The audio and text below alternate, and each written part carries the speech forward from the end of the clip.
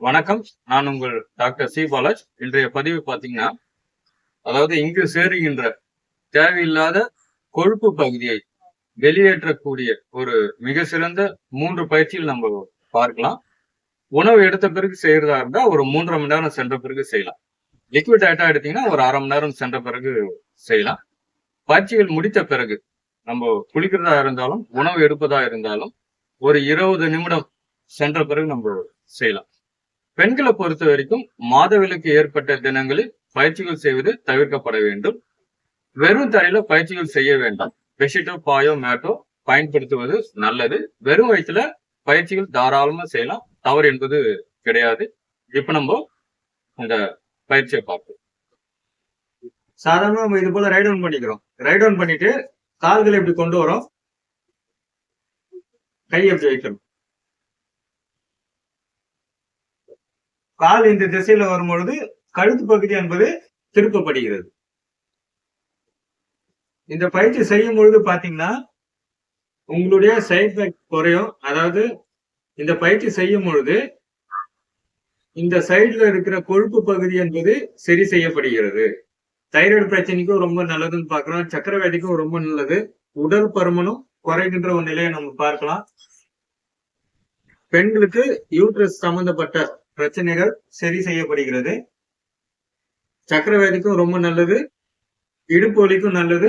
முதுகு வலிக்கும் நல்லது. ஒரு 25 எண்ணிக்கை நம்ம செய்யலாம். உங்களுக்கு எக்ஸ்பீரியன்ஸ் ஆன பிறகு ஒரு 50 எண்ணிக்கை நம்ம தாராளமா செய்யலாம். ஸ்லோவா செய்யுங்க, வேகப்படுத்த வேண்டாம். இப்ப இரண்டாவதா பயிற்சி பார்க்கலாம். கால்கள் இது போல ஒன்றாக இணைத்த பிறகு கை எப்படி கொண்டு வரும்.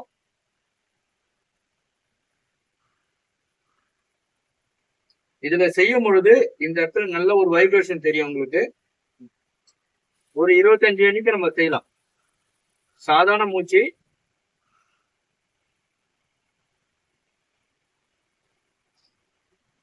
கைகள் மேல உயர்த்தும் பொழுது, அதாவது மூச்சு காத்து இழுப்போம். டவுன் பண்ணும்போது மூச்சு காத்து என்பது வெளிவிடப்படுகிறது.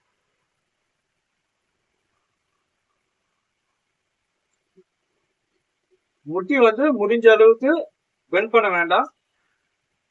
உங்களால எந்த அளவுக்கு செய்ய முடியுறதோ செய்யலாம்.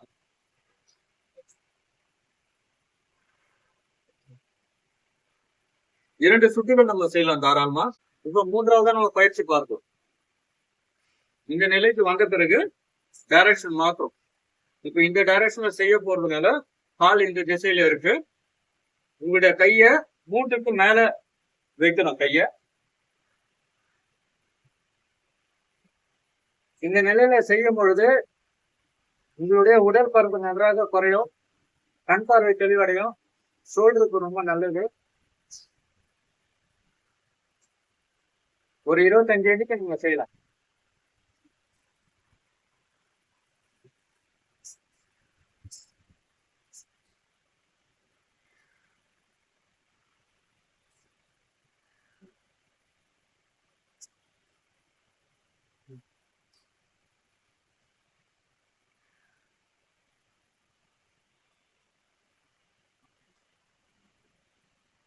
இது நம்ம பார்த்தது ஒரு சுற்று.